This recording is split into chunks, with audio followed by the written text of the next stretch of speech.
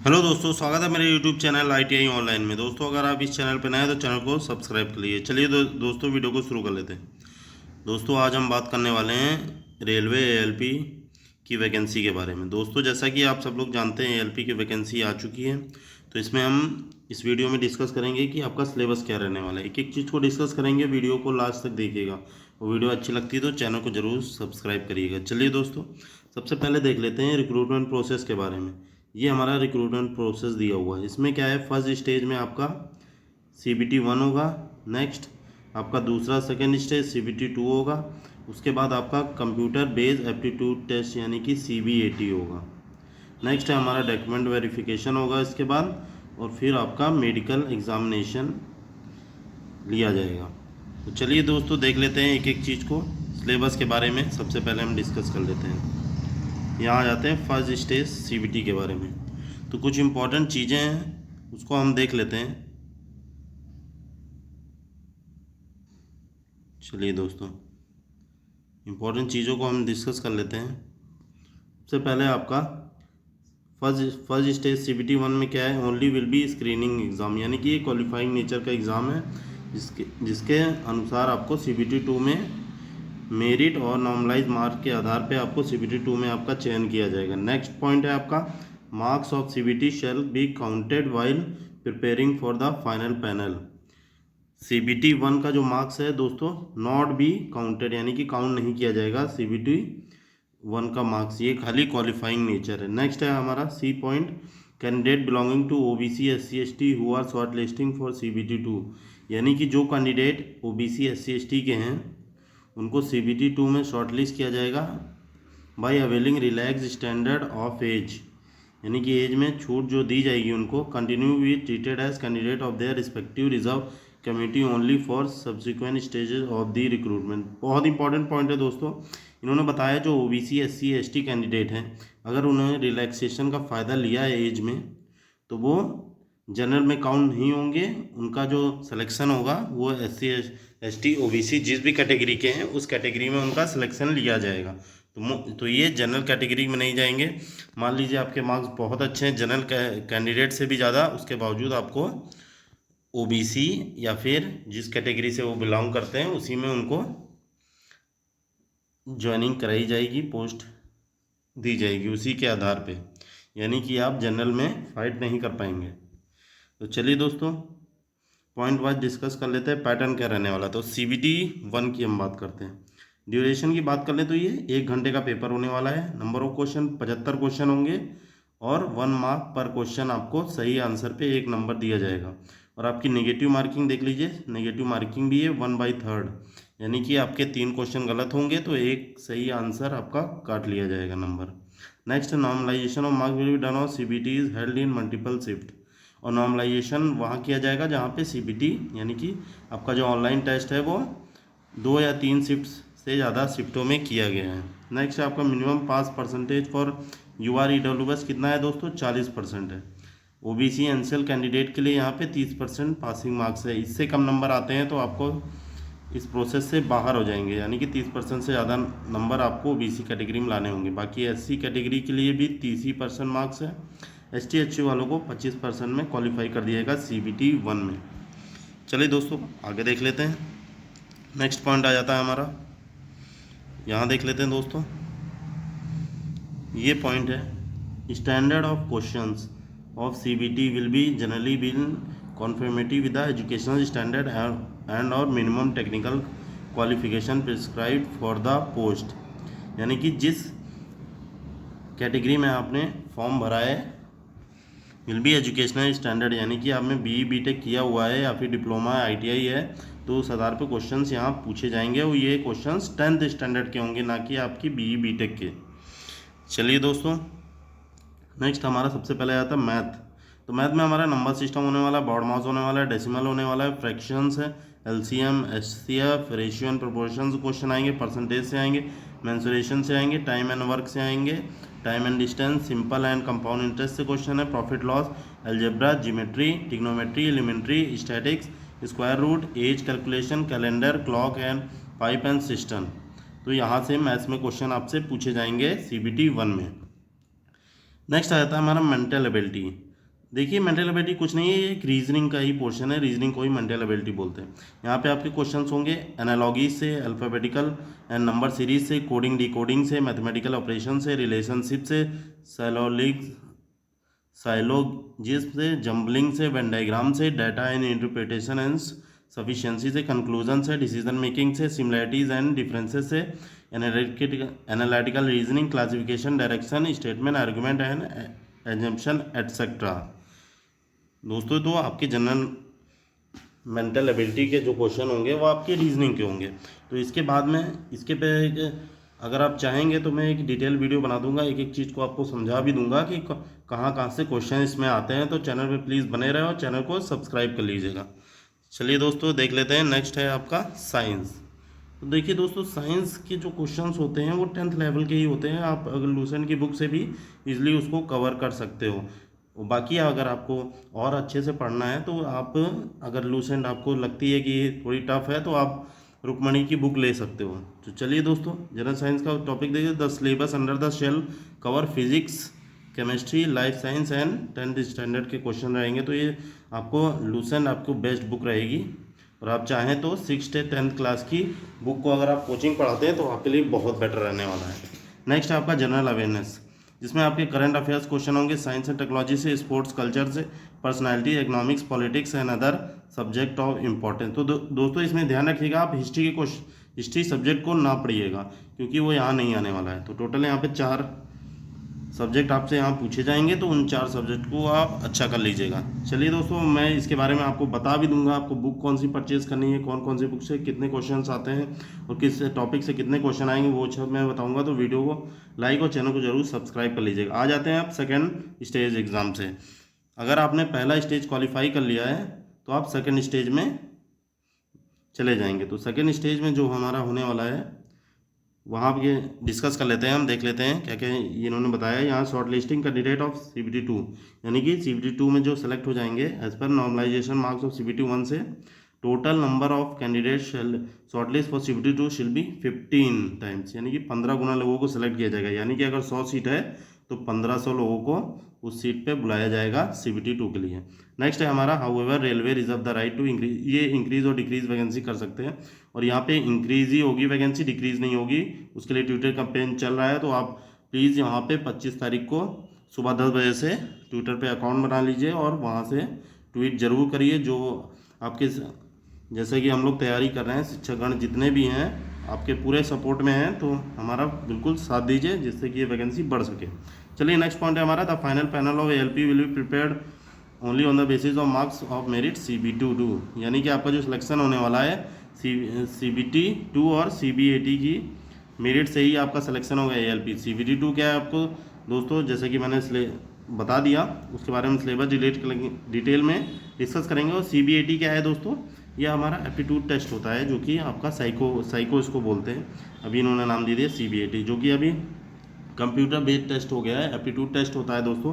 इसके बारे में मैं आपको बता दूंगा, तो चैनल को जरूर सब्सक्राइब कर लीजिएगा। चलिए दोस्तों नेक्स्ट देख लेते हैं पैटर्न CBT 2 का क्या रहने वाला है। दोस्तों एक एक चीज़ को डिस्कस करता हूँ और हर चीज़ की कोशिश करता हूँ कि ज़्यादा से ज़्यादा बेस्ट आपको दे सकूँ। तो चैनल को एक लाइक और चैनल को जरूर सब्सक्राइब कर लीजिए और वीडियो को एक लाइक जरूर करते जाइएगा। नेक्स्ट है हमारा CBT 2 शेल कंप्रोमाइज, 2 पार्ट होंगे, पार्ट A और पार्ट B। बहुत इंपॉर्टेंट है दोस्तों पार्ट A और पार्ट B। तो हमारा पहला है पार्ट A में क्वेश्चंस होने वाले 90 मिनट दिए जाएंगे, 1.5 घंटे 100 क्वेश्चन होने वाले हैं। और बाकी आपका पार्ट B हो जाता है जिसका 1 घंटे में 75 क्वेश्चन है। ये 75 क्वेश्चन आपके ट्रेड से पूछे जाएंगे दोस्तों। ये हमारा ट्रेड का क्वेश्चंस है। तो मैं बताऊंगा कौन सी बुक आपको परचेज करनी है और कौन से ट्रेड वाले, इसमें अगर BTech डिप्लोमा के अगर आप स्टूडेंट हैं तो मैं आपको वो चीज़ बुक के बताऊंगा जो कि काफ़ी इंपॉर्टेंट बुकें हैं, जिससे आप इजीली कम समय में जो 27% मार्क्स आपको चाहिए वो आपको इस बुक से आराम से इजीली मिल जाएगा। तो चलिए दोस्तों नेक्स्ट है हमारा नेगेटिव मार्किंग, वही 1/3 होगी, नॉर्मलाइजेशन यहाँ पे भी होगा in part A। Part A के बारे में बता रहे हैं कितना पास मार्क्स आपको ज़रूरी है पार्ट A के लिए। अनरिजर्व EWS के लिए 40% मार्क्स लाना जरूरी है, OBC NCL को 30%, SC को 30% और ST को 25%। ये जो बता रहे हैं ये इस मार्क्स पे आप ध्यान मत दीजिएगा, इससे आपको जॉब नहीं मिलेगी। ये खाली आपको क्वालिफाई कर देगा। और क्वालिफाई का मतलब ये नहीं आप मेरिट में आ जाएंगे। तो मेरिट में आप कोशिश करिए जो पार्ट A है उसमें ज़्यादा से ज़्यादा मार्क्स लाने की कोशिश करिए, तभी आपकी रैंक बनेगी, वरना आपका सिलेक्शन नहीं हो पाएगा। यहाँ पे चलिए आ जाते हैं नेक्स्ट पॉइंट पे। Only the marks scored in part A, part A की मेरिट बनेगी और पार्ट ए में पार्ट बी में आपको पास होना है। तो पार्ट बी में मैं बता देता हूँ, यहाँ 35% मार्क्स लाना आपके लिए ज़रूरी है। अगर 35% मार्क्स नहीं आते पार्ट बी में, तो पार्ट ए में अगर 100 में से 100 भी ले आएंगे तो अभी आपका सिलेक्शन नहीं होगा। तो ये बात बहुत ध्यान रखिएगा। चल अब यहाँ इन्होंने बताया only the marks scored in part A will be counted short listing for candidate further stage of recruitment process के लिए, आगे के लिए आपका सिलेक्शन तभी होगा। चलिए आ जाते हैं नेक्स्ट, आपका डिटेल में सिलेबस डिस्कस कर लेते हैं। दोस्तों अगर कोई भी डाउट आता है तो आप कमेंट बॉक्स में कमेंट करके पूछ सकते हैं, मैं उसका जवाब कमेंट बॉक्स में तुरंत कर देता हूँ। और अगर आपको ज़्यादा दिक्कत आती है तो मैं उस पर वीडियो भी बना दूंगा। चलिए दोस्तों मैथ्स की बात कर लें। यहाँ number system, board marks, decimal, fraction, LCM, HCF, ratio and proportion, percentage, mensuration, time and work, time and distance, simple and compound interest, profit loss, algebra, geometry, trigonometry, elementary statics, square root, age calculation, calendar, clock and pipe system, same syllabus है दोस्तों। अगर आपने पहले pre में अच्छा perform किया है तो इजीली आप इसमें भी उससे अच्छा परफॉर्म करोगे। नेक्स्ट है हमारा जनरल इंटेलिजेंस एंड रीजनिंग। यहाँ पे आपका analogies, alphabetical and number series, coding, decoding, mathematical operation, relationship, allonyms, jumbling, Venn diagram, data interpretation, sufficiency, conclusion, decision making, similarities, differences, analytical reasoning, classification, direction and statement, argument and exemption. तो ये देखिए same syllabus है। Next है हमारा, ये अलग आ जाता है आपका बेसिक साइंस एंड इंजीनियरिंग, ये अलग टॉपिक है। इसके बारे में मैं आपको बुक बताऊंगा कहाँ से आपको पढ़ना है। तो अभी मैं इसको डिस्कस कर लेता हूँ। ये ब्रॉड टॉपिक्स इन्होंने बताए हैं, यहाँ पे टॉपिक देख लेते हैं। पहले इंजीनियरिंग ड्राइंग, तो इंजीनियरिंग ड्राइंग बीटेक नॉर्मली उनके लिए काफ़ी आसान रहता है। बाकी आईटीआई कैंडिडेट के लिए दिक्कतें आती है, तो उसके लिए भी मैं आपको बुक बता दूंगा जो कि आप अच्छे से समझ भी सकते हो और ईजिली आपका चीज़ें हो जाएंगी। नेक्स्ट इंजीनियरिंग ड्राइंग बात कर ले तो हम projection, views, drawing, instruments, lines, geometrical figure, symbolic representation, ये आपका इंजीनियरिंग ड्राइंग का सिलेबस है। नेक्स्ट फिजिक्स, आप 12th में भी किसी ने साइंस लिया हुआ है तो उसके लिए काफ़ी इजी होने वाला है। यहाँ पे आपके यूनिट से क्वेश्चन होंगे, measurement, mass, weight, density, work, power and energy, speed, velocity, heat and temperature, basic electricity, lever, simple and machine, occupational safety and health, environment, education और आईटी लिटरेसी। तो ये दोस्तों मैकेनिकल जो कि बीटेक या फिर डिप्लोमा किए हुए हैं तो उनके लिए ये चीज़ें इजी होती है। बाकी आईटीआई कैंडिडेट के लिए थोड़ा सा डिफिकल्ट वाली बात होती है, तो उसको भी मैं बताऊंगा आईटीआई कैंडिडेट को कैसे तैयारी करनी है, बीटेक कैंडिडेट को कैसी तैयारी करनी है और डिप्लोमा की कैसी तैयारी करनी है। चलिए दोस्तों आगे बढ़ जाते हैं। यहाँ पार्ट बी का सिलेबस देख लें, मोस्ट इंपॉर्टेंट है दोस्तों। अगर इसमें आप फेल हो गए तो आपको जॉब नहीं लगेगी। पिछले साल भी यही हुआ था, सॉरी दोस्तों 2018 में भी यही हुआ था, सिलेक्शन नहीं हो पाया था कई लोग के नंबर 100 में से 80 आ रहे थे, लेकिन वो ट्रेड में क्वालिफाई नहीं हो पाए थे। यहाँ पे ट्रेड की बात कर ले, सिलेबस फॉर पार्ट बी। तो यहाँ पे जो सिलेबस पार्ट बी का है तो वो आप देख सकते हैं। यहाँ पे उन्होंने बताया DGET के जो साइट है, यहाँ पे एक साइट है, उसके आधार पे आपका सिलेबस दिया गया। तो वो सिलेबस मैं आपको बता दूंगा, अगर आप चाहते हैं तो DGET.gov.in पे जाके आप, यहाँ उन्होंने साइट भी दी हुई है, वहाँ पे आप चेक कर सकते हैं। जो भी आपका मैकेनिकल है मैकेनिकल, इलेक्ट्रिकल, सिविल है सिविल की जॉब नहीं है दोस्तों, इलेक्ट्रिकल है इलेक्ट्रॉनिक्स, जिसकी भी ट्रेड है तो आप उसमें देख सकते हैं। यहाँ syllabus for various trade, please check the, यहाँ साइट के नाम बताया, आईटीआई ट्रेड अप्रेंटिस किया है तो उसी ट्रेड में ही अप्लाई कर सकते हैं। यहाँ candidate of with ITI trade apprentice required to appear in section, यानी कि ट्रेड, यही चीज़ बताइए दोस्तों। फिटर है, इलेक्ट्रीशियन है तो इलेक्ट्रीशियन में ही भर सकते हैं, मशीनिस्ट है मशीनिस्ट, टर्नर है तो टर्नर के ही क्वेश्चन आएंगे। बाकी डिग्री डिप्लोमा वही चीज़ यहाँ बताने की कोशिश कर रहा था। Degree diploma candidate have to select one trade from the list given, यहाँ लिस्ट दी हुई है नीचे, उस लिस्ट के आधार पे अभी मैं बताता हूँ। तो लिस्ट क्या है, वहाँ से आप अपना सिलेबस चूज़ कर सकते हैं। दोस्तों यहाँ से मैं आपको एक टिप्स दे देता हूँ। वो टिप ये है कि आपको, अगर आप मैकेनिकल ट्रेड से हैं तो मैकेनिकल ही ट्रेड जो आईटीआई में है उसको ही ऑप्ट करिएगा, चाहे डिप्लोमा या बीटेक हो। तो सबसे पहले क्वालिफिकेशन ऑफ कैंडिडेट, अगर electrical engineering and combination of various engineering in electrical engineering various stream है तो आपको कौन कौन से ट्रेड लेने होंगे, electrician, instrument mechanic, wireman, armature, coil winder, refrigeration and air conditioner and mechanic. दोस्तों मैं इसमें ये चीज़ भी बताऊंगा आपको कौन सा इजी रहेगा, तो कमेंट जरूर करिएगा। अगर आप मैकेनिकल बीटेक वाले हैं तो कमेंट जरूर करिएगा, मैं आपको एक इजी ट्रेड बता दूंगा जिसमें आप इजीली अच्छा स्कोर कर पाओगे और पास हो जाओगे नॉर्मली। नेक्स्ट ट्रेड है हमारा electronic engineering and combination of various stream of electronic. तो इलेक्ट्रॉनिक्स में है तो ITI इलेक्ट्रॉनिक्स मैकेनिक या फिर मैकेनिक रेडियो एंड टीवी से जो बुक आती है उस सिलेबस की आपको बुक लेनी है। नेक्स्ट है हमारा mechanical engineering and combination of various stream of mechanical engineering. तो यहाँ fitter, mechanic motor vehicle, tractor mechanic, mechanic diesel, Turner, machinist, refrigeration, air conditioner mechanic, heat engine, millwright और मेंटेनेंस मैकेनिक। नेक्स्ट है हमारा automobile engineering. अगर आपने निम्न trade में किया हुआ mechanic motor vehicle, tractor mechanic, diesel mechanic, heat engine, refrigeration and air condition and mechanic, तो यहाँ से अगर आपने ये चीज़ें की बुक आपने इस सिलेबस के आधार पे आपको बुक लेनी है और यही सिलेबस आपको वहाँ पे अप्लाई करना होगा। उसी से आपसे क्वेश्चंस पूछे जाएंगे। बाकी कोई भी डाउट आता है तो कमेंट बॉक्स में आप कमेंट करके पूछ सकते हैं। यहाँ आप बात आते हैं साइको के बारे में। तो साइको में कैसा होने वाला है दोस्तों, उसके बारे में बात कर लें। देखिए दोस्तों, यहाँ पे candidate are equal 8 times of the ALP, यानी कि अगर एक सीट है तो 8 लोगों को उस सीट पे बुलाया जाएगा जो कि CBT 2 को पास करेंगे। तो यहाँ पे उन्होंने बताया है अनिजा, OBC, NCL सभी की अलग अलग एप्टीट्यूड टेस्ट के लिए सभी को अलग अलग सीट पे, यानी कि एक जनरल की सीट है तो 8 जनरल कैंडिडेट को बुलाया जाएगा।